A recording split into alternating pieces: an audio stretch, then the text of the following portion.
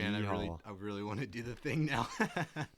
No, hello everybody, welcome back. We are talking about Jojo Rabbit today, Yes. which you probably know because that's what the title of this episode is gonna be. Crazy. Coincidences are crazy. So we watched this Sunday last week. As if they would notice. Yeah, that. they don't care. Yeah. And I didn't really care much for this movie. I just kind of reviewed it. I just said I watched it. But really Monday I started thinking about it again, and I rewatched a little bit of it.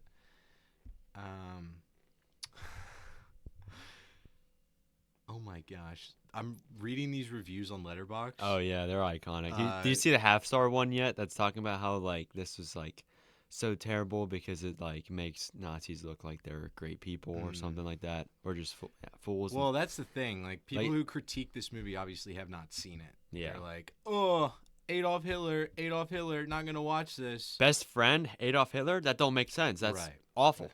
Yeah. But this film is very it's profound. It's very good.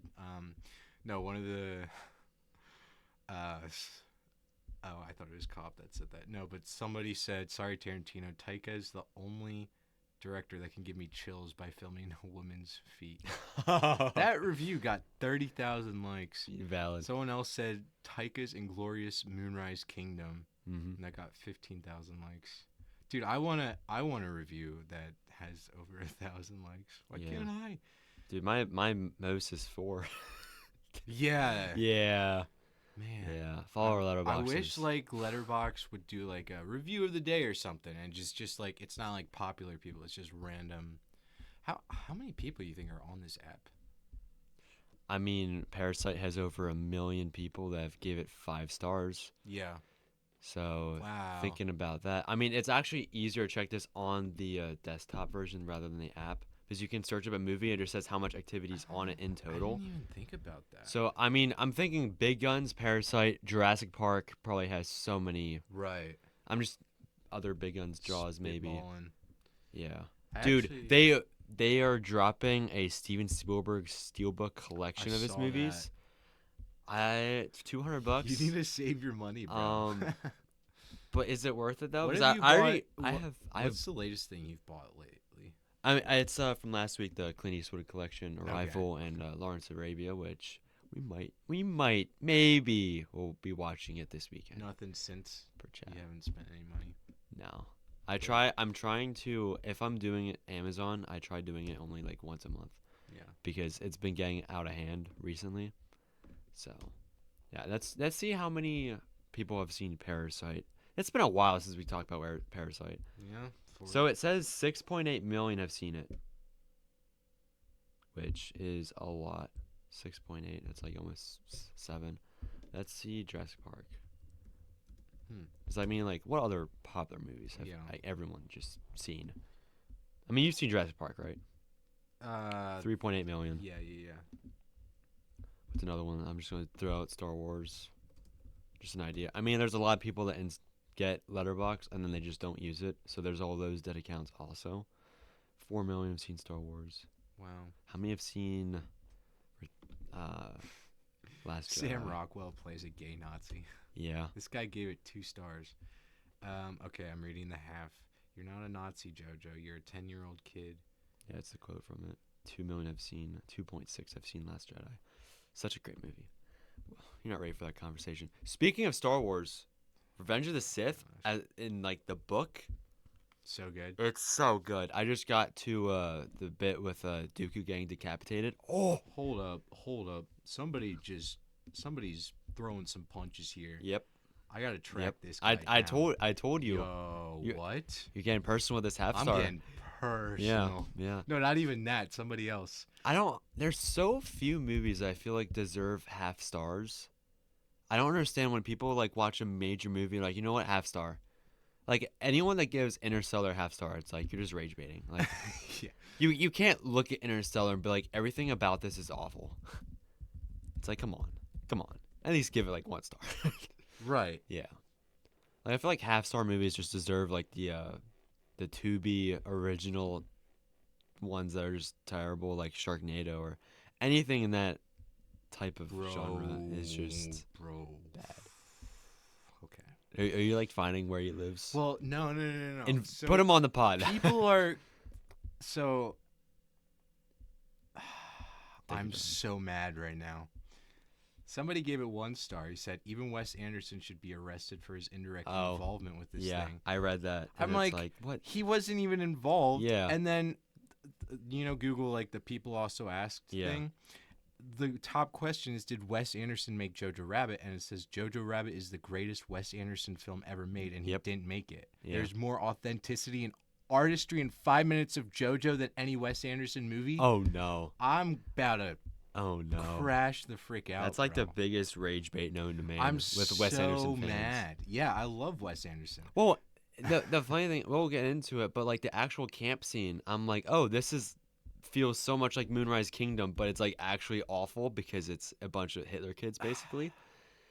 And it did have vibes of that style, I did respect a lot because I'm like Tyke definitely watched Moonrise. It's like, oh, what if I incorporate it into Jojo Rabbit? And that was cool. Sure. But that has nothing to do. That's not on any bracket with Wes Anderson.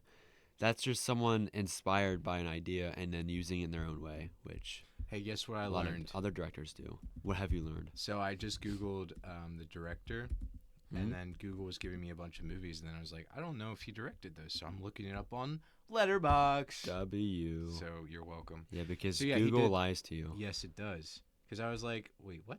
He did that? No. Interesting. Yeah. So. What an interesting director. He's from New Zealand. Most notably, maybe not, because he's done a bunch of other movies. That's one I wanted to watch. Hunt for the Wilder People. That's one I've heard of, and I wanted to watch that one. Okay. Oh. Yeah. Another kid. Okay. I'll watch that. Another kid? Yeah, I'll watch it. No, I just mean... Whoa. Well, I mean... all the kids in this movie, Jojo Rabbit, absolutely kill it. I mean, Rowan Griffin Davis as Jojo. Just an amazing actor, super talented. We have Thomasin McKenzie. She also kills it. She's not really a kid, though. And we have Archie Yates, who plays Yorgie. And I love that. I might watch the new Home Alone just for him. He's a great guy. Remember me just saying that that very few movies deserve half a star? Home Sweet Home Alone is one of them. Have you seen it? No, I have not. I never will. But please watch a Christmas movie in April and tell me how it is. A Christmas movie in April? Is that what it's called? It's called Home Sweet Home Alone, dingus. I just never mind. Never okay. Mind. Chat. I'm gonna add some of these movies to my legal app and possibly. I mean, Home Sweet Home Alone has a 3.6 on IMDb. It's crazy. Not good. But it's only an hour and 33 minutes. Yeah, so. That's how you know. Maybe it's art because people didn't like Megalopolis, and I like Megalopolis. All right, and what else? Hunt for the Wilder People.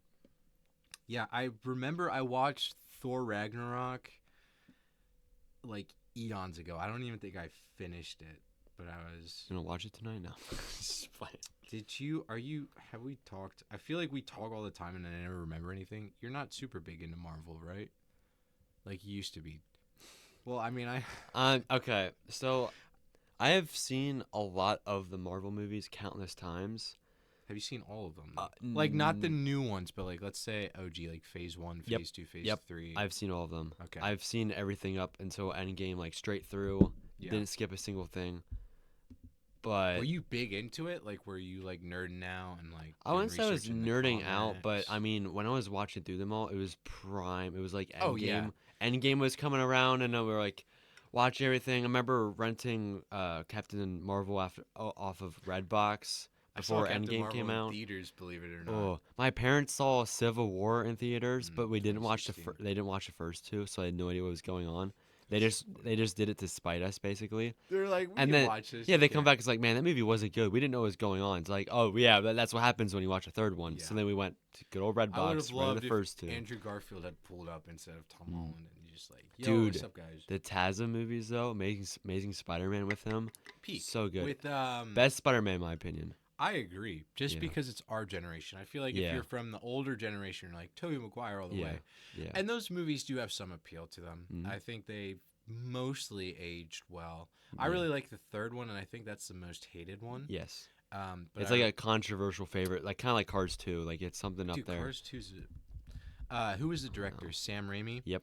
And So, he's made some bangers. I remember him saying like he wanted to do the whole Sandman arc, and then Sony was like, "Hey, no, just do Venom." And he's like, "Well, frick you guys, I'm gonna do both." Yeah. And everybody that complains about this movie says like, "Oh, there's too much going on." Whatever. Yeah. He did Doctor Strange: The Multiverse. Yeah. Did you see that one? I heard that was all right. Nope, because that's post Endgame. Post Endgame, it's iffy.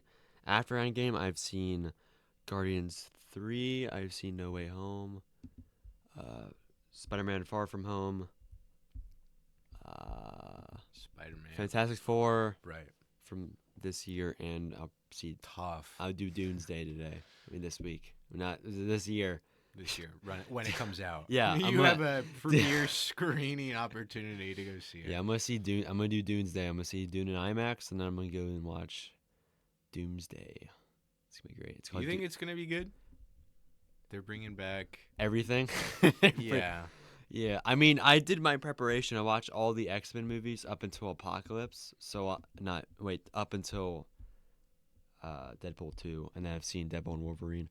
Deadpool and Wolverine, I saw that in theaters. That was a phenomenal experience. I didn't really like it too much, because I didn't get the references, and that whole movie was relying on you to be like, yo, look at this and that. It was for the nerds. Yeah. But I think it was still enjoyable. It was enjoyable. I love Logan. So, like, the fact that they brought that whole thing into it, and then you had the girl. I forget her name, but, the young Wolverine. They bring her back. She's super cool. She puts the sunglasses on. I was like, so Channing Tatum's in there. Right, as Gambit. Best part, probably. Wait, no, Chris Evans in there as Johnny Storm instead of Captain America. The whole end credit scene with that him. Was so funny with him actually saying all those things. I hope the Juggernaut can juggle my nuts. So he said something like that, and it's like, dude, that's like, it's so funny. That's so good. Yeah, but we should. Prime Marvel is great. I mean, yeah, I have a lot of stuff. I mean, I have a bunch of Blu-rays too. I wonder how you got that. I will say I remember seeing Endgame in theaters, but it wasn't our local big theater. It was more of like a smaller type thing. I went with my uncle and we smuggled food in. And I remember to this day, I've never seen Infinity War, but like I kind of knew what was going on. And Endgame was fun for what it was. Like I enjoyed it. You know what's funny? Yeah. So you said you never seen Infinity War, right? Mm-hmm. I gave you every Avengers movie besides Infinity War. I didn't even know you haven't seen Infinity War because that's hype. The OG Avengers and Infinity War are like the best of Marvel. When Infinity War, when the trailer came out, it actually broke several records because it was the most viewed trailer within 24 hours, which was absolutely crazy. I mean, the other thing too is Infinity War. I mean, you can probably already tell is like it doesn't really have a good ending. Yeah. Because of how Endgame goes. But that's James Gunn, right? For what? The director. For what? Infinity War. No, he did Guardians of the Galaxy. The Russo brothers are the ones that did the Avengers. They're the ones that have been doing all of the... I'm going to be honest. Yeah. I didn't even know it was Josh Brolin who played Thanos until I just Googled that right now. That makes so much sense. Oh, that's so funny. Yeah, well, Taika Waititi did Thor Ragnarok and Thor Love and Thunder, which... great movies. Maybe. It seems like he hasn't done a whole lot. Like, I was expecting more from him almost. But, yeah, maybe I'll have to check his stuff out. He's from New Zealand, so is Thomasin McKenzie, and there's a fun little story about how they know each other. But I'll get into it when we talk about Jojo Rabbit. Okay. Can I do a brief rundown of what I've seen this week? Because I know I'm always kind of like, I don't know if we should yap about what we've seen. No, so, we can run it back to the OG. Yeah, the OG schedule. Can I talk about Cinderella? Was it worth the 2 stars? Yeah, I mean, I watched it with my sisters, so we were making funny jokes. I think the funny thing is, like, there's really only one shot where you actually see Lily James' foot. And I was like, there's like so many things where it was like you didn't see it. And I was like, if I was Lily James, like if I was an actress, I would like check a contract. I'd be like, yo, I do not want my feet on the big screen. But I will say, watching it on the Blu-ray, it was a nice experience. Okay. But yeah, I mean, I obviously was not the target. Did your siblings know that you wanted to watch that just because she's hot? So no. We had planned it like a week in advance. We were like, we're gonna watch a movie Thursday night, and my sister had already seen it, so we were just kind of chatting about it. I was making some fun comments. Like, I don't think the movie logic holds up. The whole thing is like, you need to marry for strength, not for love. You know, kind of cliches. When did the remake of The Jungle Book come out? 2015 or 16? It looks like 16. So Cinderella came out in 2015. Okay. What? Bill Murray is Baloo. And Scarlett Johansson's in this. What? I'm gonna have to. Yo, we got Idris Elba. John Favreau? Bruh, I'm gonna have to pull up the new Jungle Book. But the OG is really good. Did you ever watch the Robin Hood? Like the animated? No. You should watch that. I think that's my all-time favorite. If I'm going Disney to film. watch a Robin Hood, it's going to be the OG one from 38 because that's the first movie with color. Just because, you know, that's cool. Sure. Definitely do want to watch a Disney one at some point. Because You it's should. A classic. I think it holds and up. There's a new one dropping this year. I think I with, saw that. you know who's starring in it? Mm-mm. Oh, you'll love it. You'll love it. Well, so anyways. It's called Death of Robin Hood. And Yeah. it stars Hugh Jackman as Robin Hood. As a grumpy old, it's Logan basically, but as Robin Hood. So I might be fire. Actually, it's gonna be great. It's gonna literally be fire. I will say, you should watch the OG Jungle Book because it came out in '67. Okay. Thank you. Yeah. Dude, I love. But I love Jungle Book. I feel like out of all the movies I can ascribe, like, oh, I watched this during my childhood. Like, it was definitely that movie. That was like the only Disney movie we were really allowed to Jungle watch. Book, Robin Hood, right? That's what Jungle. you're talking. Oh, Jungle Book. Oh no, Robin Hood. My fault. Okay. My fault. Yeah, Robin Hood. I think you mentioned that before. Yeah, I will definitely have to watch it to make you happy. So that's always fun. Never mind, I lied. I was looking at the Jungle Book. That came out in '67. The OG Robin Hood came out in 1973. Okay. And it's only an hour and 23 minutes. Yeah. So you can knock that off. But it's a lot of fun. Yeah. I have fond memories of that movie. Good movie. I bet. And so I watched Cinderella. What have you seen? So I watched this little movie directed by Clint Eastwood called Mystic River. And let me tell you, bro, absolute peak. It was oh man, it was so good. And it's like, you know the movie Prisoners with Jake Gyllenhaal and Hugh Jackman? Should I add that to my list? I'm gonna add. Okay, hear me out. Yeah. Crazy double feature, Prisoners and Mystic River. Okay. They're both about kidnappings. This came out in 2003. They're both about their daughter being kidnapped. So, yeah, but Mystic River has a lot. Oh, and Taken. Yeah. Yo, triple feature, guys. Actually, we'll do like a 6 feature and watch all 3 Takens. I thought there's a 4th one. Probably is. I only ever saw the first one. Okay. And that was in like a car ride. I was like not paying attention. It's Liam Neeson. Yeah. If Liam Neeson's in a film, you can probably predict 90% of what happens. He's gonna die. No, he's just gonna go kill a bunch of people. Not in Phantom Menace. Fair enough. Edgy, funny joke right there. Please laugh. Spoiler alert. You guys haven't seen Phantom Menace yet. Yeah. I loved his character because he's, I think, one of the only gray Jedi portrayed in the films. Yeah. And the gray Jedi are pretty cool. Yeah. Anyway, Mystic River has Sean Penn, also seen on as One Bad After Another, and Licorice Pizza. Yeah. It's, complete W. Kevin Bacon. Okay. I'm getting, Tremors, yeah. Yeah. OG Tremors. Oh, yeah. Kevin Bacon. All right, so good. Oh man, Tremors, dude. Oh, absolute peak. Absolute peak. We've talked about that. Yes, I can go on for ages. Who's the third one? Oh, Tim Robbins from Shawshank Redemption. Okay. So it's them three. Stacked cast. They're childhood friends, right? Shows a flashback of all of them playing, whatever, and then one of them gets taken away, and then it's hinted that he was tomfooleried with some grown man. And then it cuts to present day, and it's like just shows them all living life. Kevin Bacon is a detective. Mm-hmm. Sean Penn is like out of being a criminal. He has like a whole life. He has his whole life together, married, and he has kids. And then Tim Robbins' character is married with a kid too, and he's the one that stuff happened to him, and you can see like the trauma with him. Mm-hmm. And then someone gets kidnapped,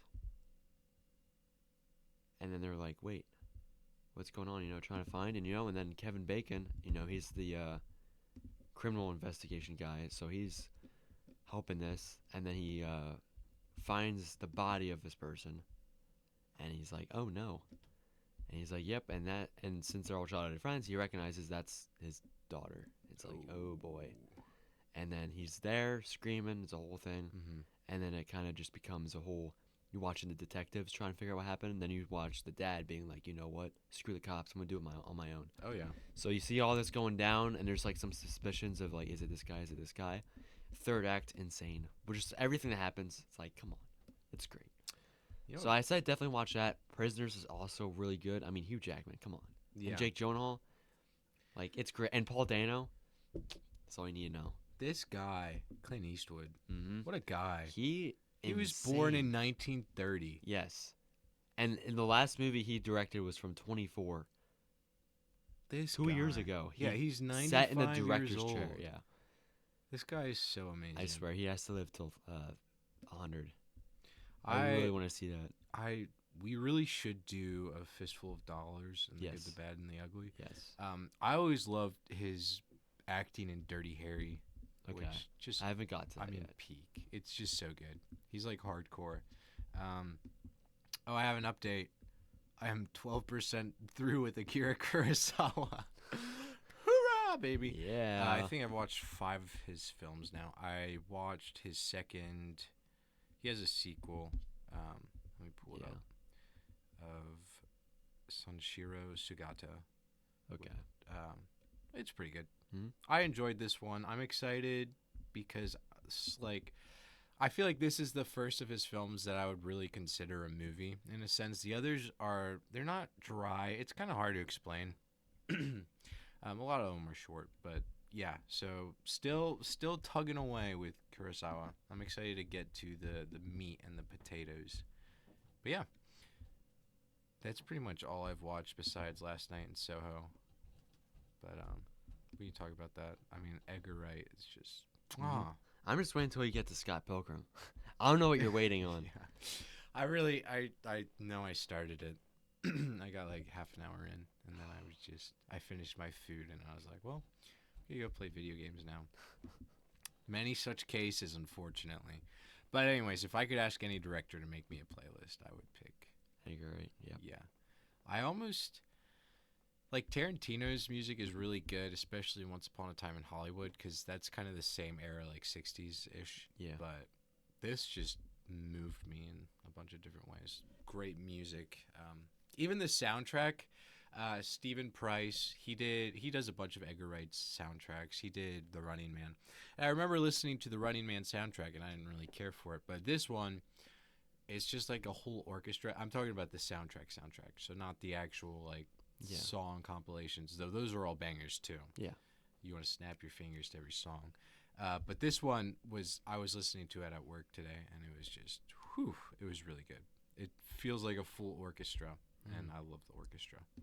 So it's banger. It felt a lot like Moonrise Kingdom. Okay. But that's just me. Anyways, should we talk about Jojo Rabbit? How about, let's talk about Jojo Rabbit. Okay. Everyone go watch Jojo Rabbit because it has Archie Yates in it. He's so funny. Yeah, would you like to start? When was the first time you saw this movie? Because I know you and your sister, you guys love this film. Mm-hmm. After I watched it, didn't care much for it, but I was thinking about it on Monday, and there's just certain things. I don't want to spoil it, but there's like certain characters that I just like was really mulling over in my head, and I was like, why did he do that? You know, you probably know exactly what I'm talking about. Probably not. Anyways, when was the first time you watched this film, and why do you love it so much? I'd say back in 2020, 21, my sister had her laptop on her. We hooked it an HDMI to her laptop, and we put it up. Definitely legal. And we all watched it together as a family. I'm pretty sure I have that. Had she seen it before? Yes. Okay. She's like, man, I love this movie. Let's watch this together. And I was like, this is like freaking amazing, you know? And I don't know. It's one of those things that lingered. The reason it came up recently is on Instagram Reels. Been getting a lot of scenes about the ending. Sure. Saying how iconic and how great the ending is. And it just like watching that scene, it just flooded back a lot of moments from the movie. I'm like, sure, man. And I bought it way previously before too. Yeah. I just had it. Yeah, I remember like looking at it several months ago. There was a couple of times like, you want to watch Jojo Rabbit? You're like, yeah, I don't know about that. Yeah. Now I sat you down and you're like, I'm gonna show you some peek right here. Through it. Yeah. Yeah. Yeah. Interesting. Yeah. I think yeah, the editing's really good. There's this one part when they're burning all the books near the beginning, and the transition is just like the sparks flying up from the flame, and then you see all the tents, and I was like, that's very beautiful. Like, just peak editing, really good. Yeah, I really do want to read this book because it seems interesting. It has a lot of differences. Like, I don't believe Adolf Hitler is in the book. So that's... You know, it's kind of big. It's kind of interesting that this film won the award for the best adapted screenplay, and it's, I don't know. I was watching interviews with the director, and he is so funny.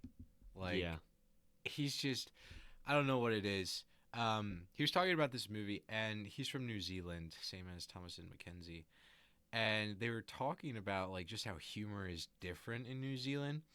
And I was watching it, like, I didn't finish it again, but I watched the first 40 minutes or so. I watched 20 minutes last night and then 30 minutes at work today. And there's just certain scenes that I'm like, okay, I could see why that's funny.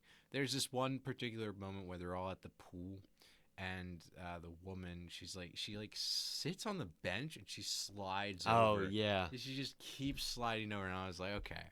It's not necessarily American sense of humor, but it's still like, it was funny. And there's a bunch of other stuff where well, can I even say that when they're all hiling each other? Like, it just goes back and forth. Ridiculous length. So long. Ridiculous length, but it's so funny. Not really funny, but I think another really great moment of this is when, and now I'm getting ahead of myself, but when Elsa, Thomas and Mackenzie's character, when she's pretending to be his sister and she has to go through the Heil Hitler, and you see how much like it pains her, but she's doing it anyways. Each one she has, she's just like, come on.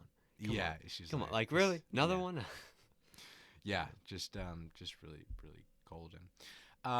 But yeah, so apparently Taika Waititi, he knew Thomas and Mackenzie.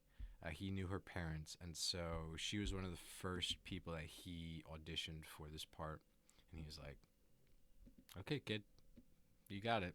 Good job.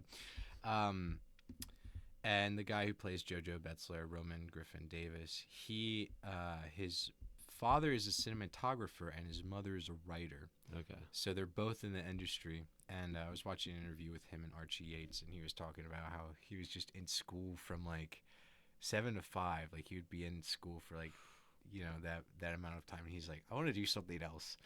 And so he got into film. And for the audition, he tried auditioning for something else, and it didn't really go through. And then he was there at a studio place with a bunch of the people, and they were like, are you here to audition for Jojo Rabbit? And he's like, no, didn't hear about it. He kind of confused it with Peter Rabbit. And so he was reading an excerpt of the script, And the story goes, he's driving with his mom, and he's like, I think this is about Nazis. And she's like, no, it's not. And so he, just absolutely kills it. I mean, this is his debut, but I mean, he's so young, but he's such a great actor. You know what I mean? Like, it just blows me away when I see children actors like that. But I mean, Wes Anderson talks about it with Moonrise Kingdom, is that like all the kids, when they're children actors, like they know what's expected of them, so they have all the lines memorized, and then it's actually the adults in the film that have trouble memorizing their lines, and the kids are always on top of it, like, no, your line is this and whatnot. And I always really respected that. I wish I was a child actor. There's still time. I was actually, but not in movies. What do you mean by that? I was in a couple plays. I was in a musical once. I had a solo in the 3rd grade. I feel like I've told you this. Yeah. I literally have offered to bring them here. Like, I think I have DVDs of all of my. Can you please? I'm just curious. Are you like a main lead in them, or in most of them, or are there ones that are let like? me think. So I was in Annie, but were you in but we got copyrighted for that. So I actually have never seen my performance, but I was Rooster. Do you know anything about Annie? Yeah, well, Rooster's one of the other kids in there, right? Because it's an orphanage. Rooster is the bad guy. Oh, okay. So you don't know anything about Annie. I watched. There's like three remakes, and you haven't seen any one. I watched the 2014 Annie one when. Bruh. Okay. All right. Well, anyways, I played as Rooster. I originally auditioned as Daddy Warbucks. I really wanted that part, but that actually went to my best friend Gavin, and he wanted to be Rooster. Frick Gavin, man. No, I love Gavin. Gavin, if you're watching this, which I know you're not, but I love you, man. Keep going. He's like ripped. He's a dancer. He's a crazy performer. Super talented guy. Love that guy. Okay. Wait, so how did Annie got copyrighted? But like something like that. So the co-op I went to, we would always. Oh yeah, homeschool. Yeah, so we had drama classes. So for 10 weeks, we'd be in practice. We'd be doing things, whatever. Yeah. Well, okay. You just homeschool. Listen, I'm not like normal homeschoolers. Yeah, that's what they all. I'm actually a normal person. Yeah. I know homeschoolers who, like, you tell that they were homeschooled, and it's cringy. But me, I actually went to private school for high school. So I'm a normal person. I can interact with people. Anyways, no, I love homeschoolers, most of them. Some of them, you guys are a little weird. I'll just be honest. What am I saying? So 10 weeks we would practice. So we did this thing, Schoolhouse Rock, which, do you know that? Yes. It's old. Yes. It's old, but I have the DVDs upstairs. Okay. We have all of them. So my solo, I did a solo song for that part. Which one?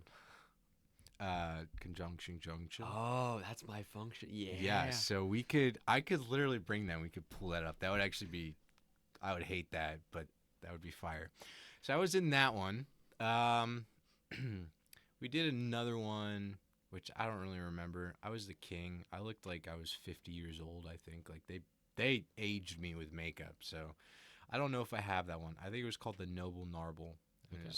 I think it was kind of written by some of the moms, so it's kind of whatever. But then we did a big thing at we did Peter Rabbit, basically. Okay.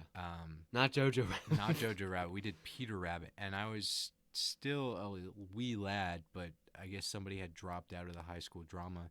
So Mrs. Healy, the teacher, she asked me if I would come on, and I was like, yes, I love acting, thank you so much. So I had a British accent.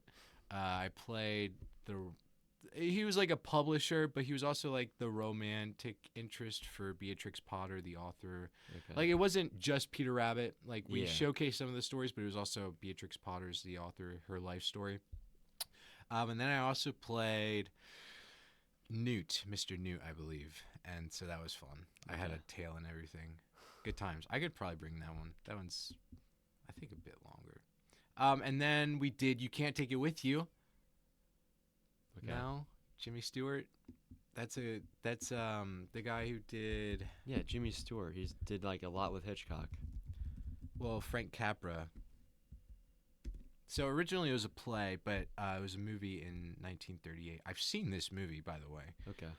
But yeah, Frank Capra, who also did It's a Wonderful Life. Yeah. That's a great movie, actually. You should really, I would highly recommend that one. Okay. It's 1938, but it's, wow, beautiful. Okay. Great movie. So I did that one, and I believe that's it. I think that's the extent of my acting career. Okay. But I mean, I was... More projects coming soon. I was pretty spoiled, so I loved the attention. But, you know. I don't know if you ever knew this, but my sister acted too. In plays or? Yep, in plays. High school.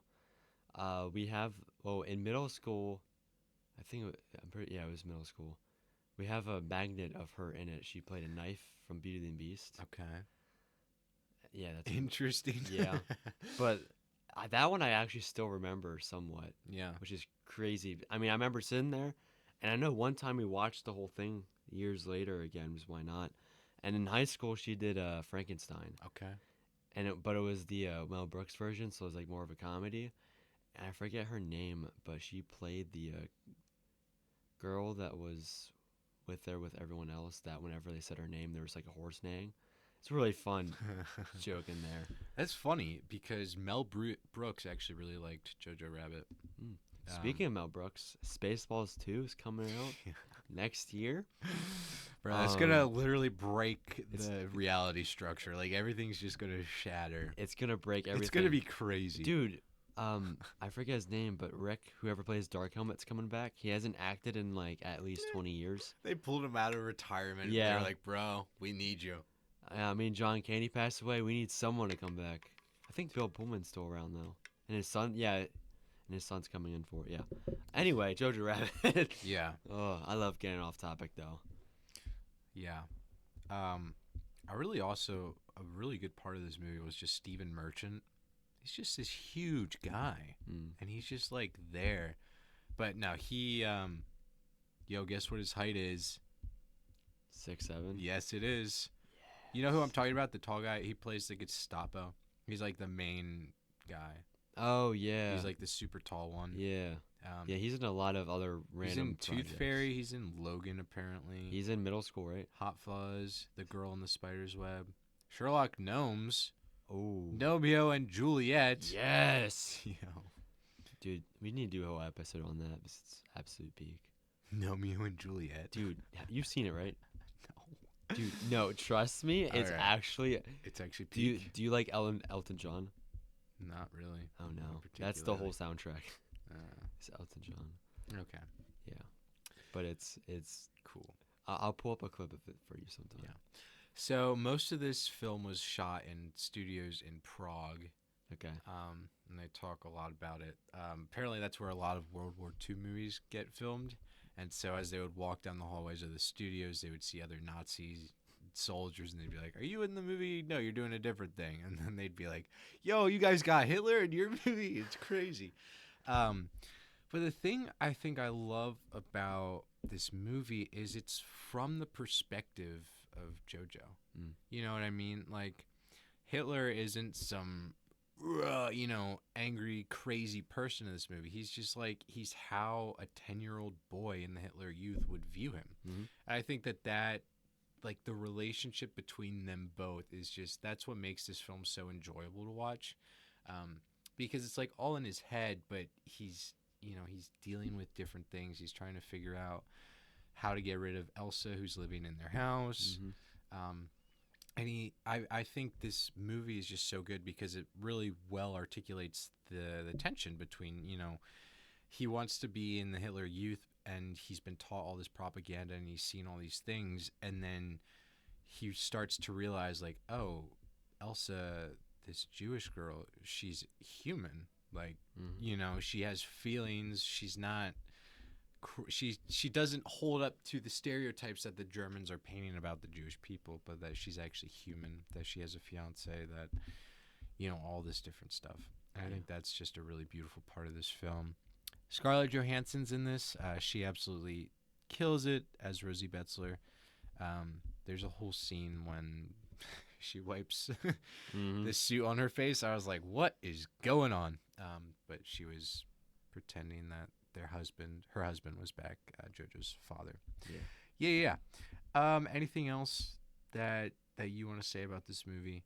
Because I feel like Yeah, I don't know. I love Archie Yates, Yorgi. His character is just so funny to me. Like when he's in the cardboard and he's like, "This is bulletproof."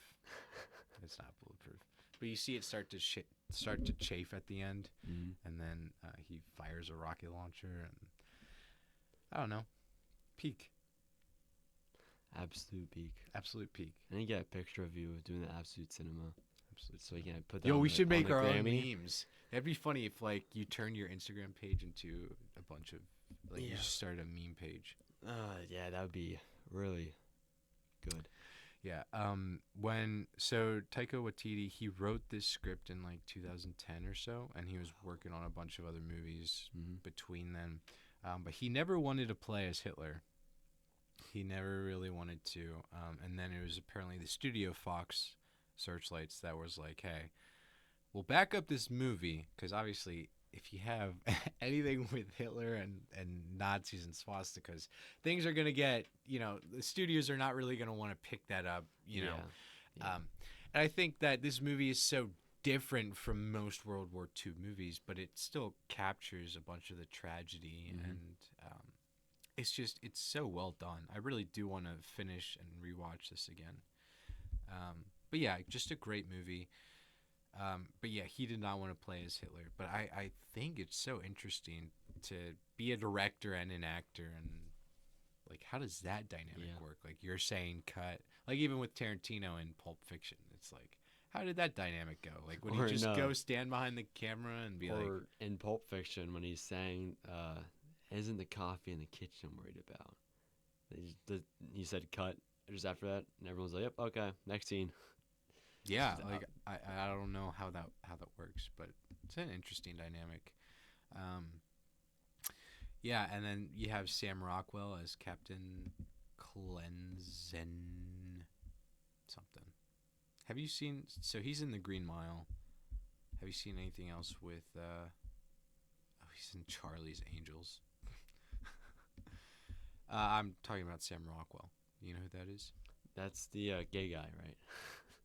He's not gay. Well, in the movie. I'm talking about in the movie. I'm not. Is he gay in the movie? I mean, I did not pick that up. Did you notice how he was around with Theon Greyjoy the whole time? Well, yeah. And like they were kind of getting a little handsy at times. Like he'd like holding on to him the whole time. And then he wanted that suit that had all those colors on it. Yeah. And then you see him with that suit at the end. It's a great suit. Would you wear it? Yeah. Lies. With the helmet? Dude, I did not pick up on that at all, and I'm going to choose that did not happen. Yeah, that you're just projecting. Okay. You're projecting what you want to see, which is kind of strange. He was in Iron Man 2. Yep. He's in G-Force. Dude. Poltergeist. He's in Hitchhiker's Guide to the Galaxy. He's in Teenage Mutant Ninja Turtles. Hold up. Is this peak? Did you ever watch The Hitchhiker's Guide to the Galaxy? Yes. What did you think about Years that? ago. That's Martin Freeman.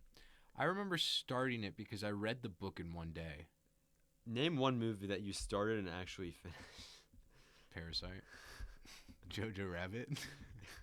Without me involved. Yeah, that's what I thought. Last Night in Soho. Yeah. What were we talking about? Sam Rockwell. Yeah, okay. He's not gay. Nor in this movie.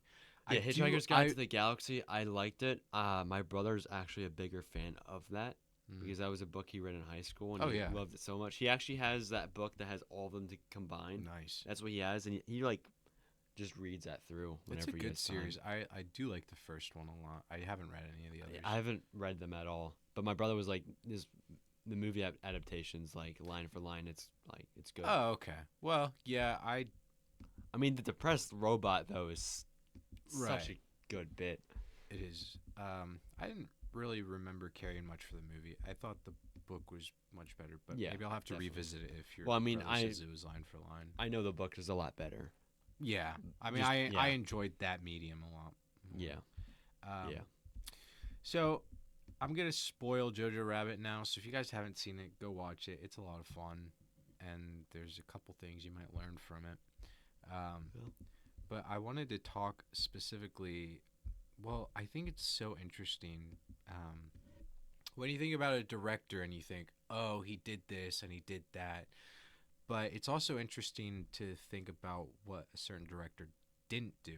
And so in this particular case, I think the shoe scene when Jojo realizes his mother has been spreading anti-Nazi propaganda, and she has been hung for it. You don't see Scarlett Johansson hanging from a rope. You just see her shoes, and I think that that whole scene, like, it's very interesting because it's very different than I think what most directors would have done. Like, you would have just had a shot of, whatever. But I think that really just hammers it in, like, oh, this is from the perspective of JoJo, one. And two, it makes the audience, like, you feel smart in a sense. You look at Taika and you're like, okay, I see what you did. You were assuming that we would pick up on this, right? That we would know that her shoes are his mother's. Maybe I didn't articulate that as well as I thought. It sounded better in my head. But I think it's just very interesting that he did it that way instead. And then I also wanted to talk about Sam Rockwell's character, because there's a moment in this film when he holds up his JoJo's sister's papers and he looks at the birth date, and he says, when's your birthday? She says May 1st.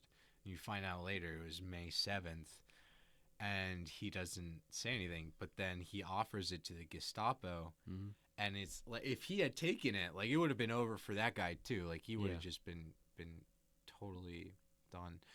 But no, that character absolutely redeems himself at the end. He saves JoJo.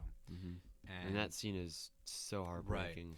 Right. That whole thing, that's what I was thinking about on Monday, is I was just going back and forth because I was like, oh, he protected them. And it's like, why? Well, he was fond of the mother, obviously, even though she kicks him in the nuts and then slaps him near the beginning. Yeah. But it was just like, wow, like, there's just still so much humanity in all these characters, I thought that was really fun. Yeah. Fun, not fun, but it really did make me think, because it's very unique. And it was like, okay, well, he shows humanity and he redeems himself at the end. And I thought that was very powerful. Yeah. I also love the introduction to the entire film also, with because it's like, it's so off color. If you go into it completely blind, you're gonna not know anything is up, right? Because there's this kid, right? You just stand there, the camera's slowly going up. You see a guy pacing around. He's yapping about something, and then this kid starts saying, "Hi Hitler," all that, that, and then you see that it's Hitler, and he's acting like a 10-year-old, and he's just like, "You gotta say it like this way, and like, be better," and you just see this kid like screaming it, running out of the house, and he's like, "It's like, that's not a Heil." Heil. Yeah. Heil. He's like, don't even worry about it. Don't care about it. Pretend you don't care. Heil. Yeah, and he just starts running out. That whole thing is really funny. And then you have the Beatles playing in the background, your favorite band, and you have a bunch of the historical footage of just all these Germans with the swastikas and the flags, and it's just very cool. Yeah. It is a very, like, I could see why people would be offended, but I think, like, you can't really judge a film like this. Like, there's just so much depth to it. Yeah. You have to watch it the whole way through. Yeah, it's made like this on purpose. Exactly. You're supposed to like laugh at them in ways. It's very contemporary too, because like a lot of the dialogue is just like how we talk, and the colors are very bright, which is something I didn't expect, but they're out in the woods for a good portion of it.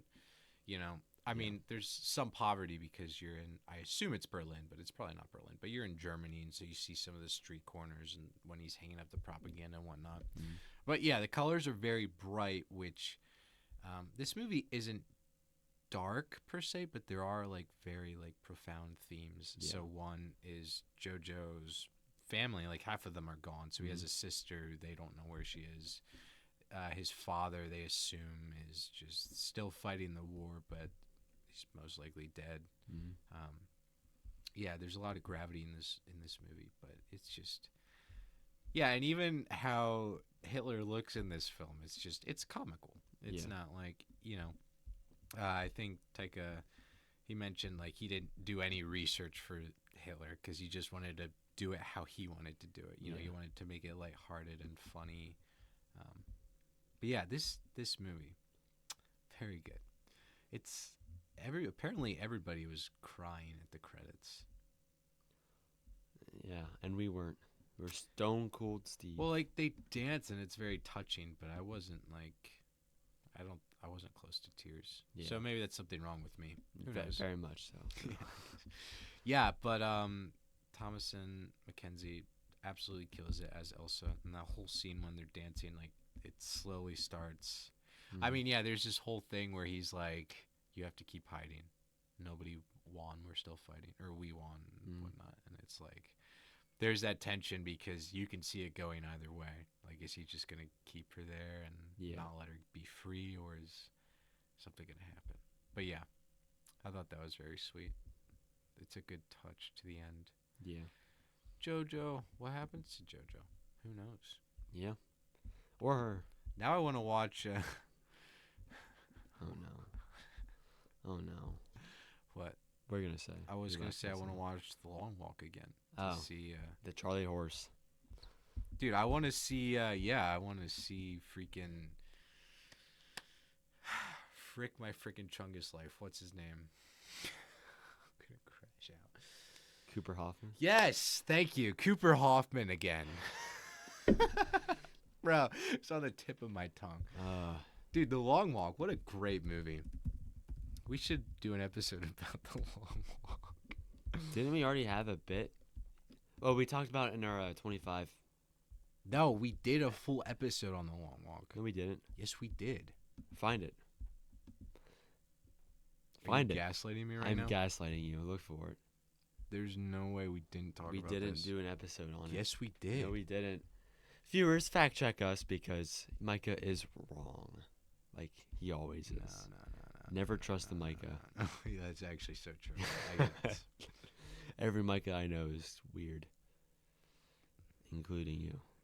By the way, if you didn't know. Are you fact checking me? You scrolling through?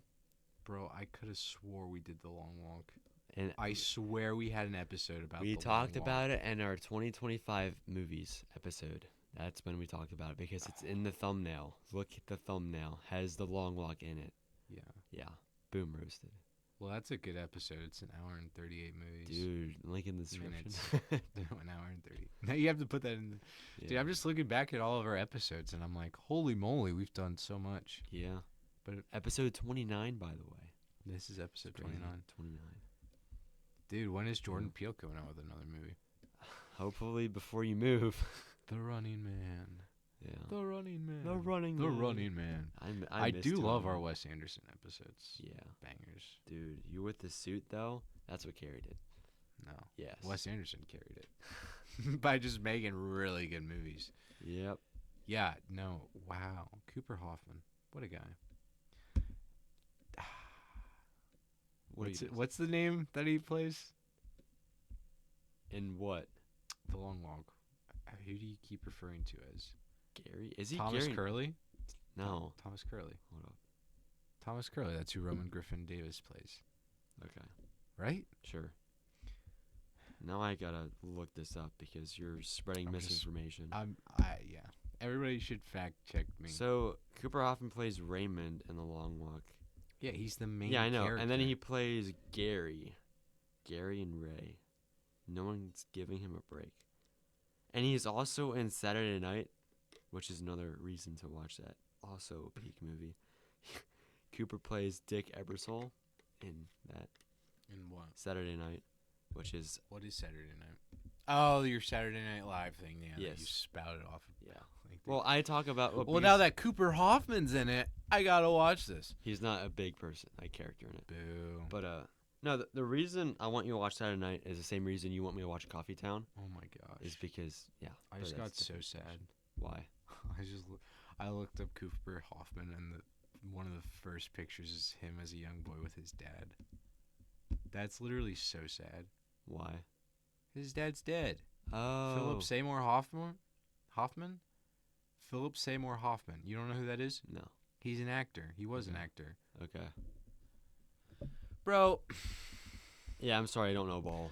No, so his dad was an actor, and so everybody loved Licorice Pizza because they're like, I see the mannerisms of Philip in and his son.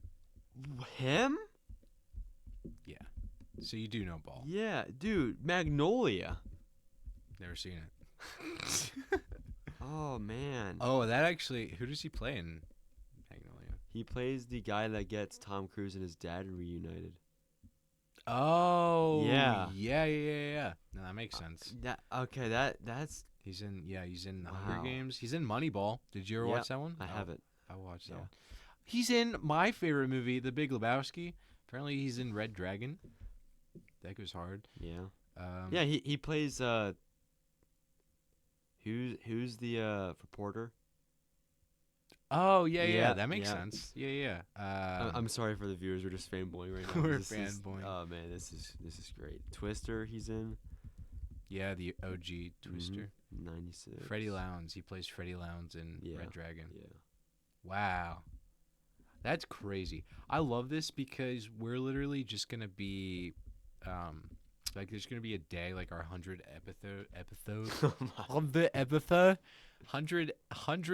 episode where we're just like connect all the dots where we know every single person. We're like, "Oh, that person's in this." That'll be a fun day. Oh man, it's gonna be a good day. I'm already there. No, I'm not. I know, Ball. I'm a big brain protagonist. We really okay. Tenet. We'll get there. Yeah. So that made me really sad. Anyways, go watch Jojo Rabbit if you haven't seen it. Just really, really, really good movie. Yeah. You should have you should do an episode with your sister on Jojo Rabbit. And then compare the two. I'd be interested in seeing her perspective because she knows more than I do about film and whatnot. So she could probably be like, well, this technique was used and it's called this, yada, yada. I don't think she does that. There's never been a time we watched something and she's like, man, I love when it did this. Close zoom up and then pans out. Zoom in at 43 and I know that they use this camera for Or we just watch something and she's like, oh, it's this format. It's 1. It's like 1.43 ratio. Well, I mean, isn't it the Grand Budapest? It starts off where it's like, format your screen to 19 by 16. 19 by 6, I think it is. Yeah. Great movie, Grand Budapest Hotel. Overrated. No, I'm joking. Yeah. Wes Anderson, I don't know if you had a part in Jojo Rabbit, but if you did. All he had to do was make Moonrise Kingdom. That's how Jojo Rabbit came about. That's all I'm saying. I feel like the two are not comparable, though. What? The movie is told from the child's point of view. There's literally 10 billion films, probably. And the camp aspect in the opening. The camp's barely in it, though. The camp's in the first 20 minutes. Moonrise has the camp in the first 20 minutes, too. Boom, roasted. I'm sorry, Office reference, if you didn't know. Well, no. You've never seen The Office. They go so back. you know. They're in the treehouse. It's like a good hour in. No. Yeah. No. Yeah. And then, no, absolutely the camp. Because Edward Norton wakes up and he's like, where's my camp? Where'd everybody go? Dude, the ending, too. They're in a different camp. Oh. Yeah, they're with Cousin Ben and then the whole, the giant. Yeah. I find it funny that we used to talk about Parasite in every episode. Now it's like, what we gotta say about Wes Anderson? Doesn't matter. Whatever. I'm still thinking about that guy. Wes Anderson, we still think about you. No, I don't know. You gotta get over him, man. You gotta move on. No, dude. I was thinking about rewatching The Swan because that's just a banger. Really? Yes, it's so profound. It's so. I mean, you don't remember any of it, but you're right. I think if you watch it again, like the stories of Roald Dahl that he chose are just like they're like I've listened to some Roald Dahl, right, and so he's written a ton of children's story. Fantastic. And I think Mr. Fox, Charlie, BFG, and the Chocolate Factory, Matilda. What's the big? Oh, he wrote Matilda. He wrote the Big Pumpkin or whatever. Dave, somebody's giant pumpkin. Okay. No, whatever you say. Don't stop. Something and the giant pumpkin. Is that what you're looking up? Tripping out right now. Holy moly. Yeah, have fun looking that up. Let me know if anything pops James up. and I'm retarded. What? Oh no. James and the Giant Peach. It has nothing to do with the pumpkin. James and the Giant Peach. That's my fault, friends. All right, James and the Giant Peach. So apparently it has nothing to do with the pumpkin. Anyways, the Roald Dahl stories that Wes Anderson chose, I think they're all very unique. Like, they're all just very dynamically different stories. Okay. I think you had a lot of fun. I would highly recommend that you rewatch at least The Swan. They're short. Like, the longest one is Henry Sugar. Yeah. All the other ones are just you're in and you're out. It's still too long. I don't think so. I think so. I think you should. I'd rather just watch Costello Caveat, whatever it's called. Yeah. It's that one. Fair enough. It is a banger. Banger. Oh. Yeah. Oh, no. Wes Anderson did a commercial. I don't think it's on. Did you see the American credit card? Frick my freaking Chungus life. American you like the word Express. Chungus. Wes, shut up. Do not start. Wes Anderson directed a commercial, and he acts in it, the American Express commercial. Have you seen this? No. Okay. We're going to turn this off soon. I'm going to show you it because it's peak. It's literally so funny. And if I could ever ask Wes Anderson 2 questions, the first one would be, are you ever going to make another commercial for American Express? Because it's just that funny. Go watch it. It's only 2 minutes. It's actually peak. Was it like a Super Bowl commercial? I don't think so. Long? I don't know, actually. But it's so funny. I'm gonna show it to you. Any final thoughts? Watch Jojo Rabbit. It is insanely good. Mm-hmm. I love the deep aspects because, like, I mean, as you said, you just think about it more and more. Yeah. After, like, you just need to let it sit more, I'd say. Yes. And I don't know, it's just profound. The humor in it is so unique just because, I mean, you said New Zealand, so it's like different different culture in a way with the comedy, but it's very dry. And I love the mood switch in it too. Yes. He sees his mom's shoes, and like after that, it's just war. You watch what's his name? The one you love. Archie Yates. Yeah. What's his name in the movie? Yorgi. You watch Yogi. Yorgi. You watch him have a rocket launcher and shoot out of nowhere, and like he's like ripped up. He's like, I'm feeling great. It's like, what is going on? Yeah, you're like, bro, you got conscripted. Yeah, it's crazy. And you just see all these awful, dead people and all that, and then this general who's like kind of buddies with Jojo, he sacrifices himself for Jojo's better good. Yeah, and it's like a whole thing. I like how you know why it's called Jojo Rabbit with like his whole just nickname basically, and how it's an insult. Okay. Bro, that guy was so unnecessary when he like yeah. Like, I get if you're gonna kill an animal, but you don't need to fling it into the woods, bro. Like, what was the point of that? They used a real rabbit. Yeah. Well, I mean, yeah, but they didn't kill it. But it also bothers me when he like takes a bite of the apple and he just shows it. That whole introduction with Sam Rockwell's character, he's like, Heil Hitler, guys, and they're all like, ah, they go crazy. That's pretty funny. Yeah, this movie does a really good blend of keeping things lighthearted, but it also really deals with gravity and tragedy of war, and I think it's very different from most World War II movies, which I think is a good break, like every once in a while. Yeah, I think. But also, you just don't like war movies or World War II. That is fair. So I am biased, right? Very but biased. This felt like a fresh. I had a good feeling you'd like this just because it was unique. It wasn't just a war movie. It's very unique. Yeah. You know what would be a good double feature? Oh no. Saving Private Ryan and Jojo Rabbit. Just have the two extremes. Yeah. That'd be something. Yeah. Anyways, go watch Jojo Rabbit. Really stellar performances and great aspects. And we'll see you all next week. Yeah, and we'll yap about something else as the usual. Yeah. Yeah, until then. Have a great rest of your day, everybody. Yeah. Bye-bye.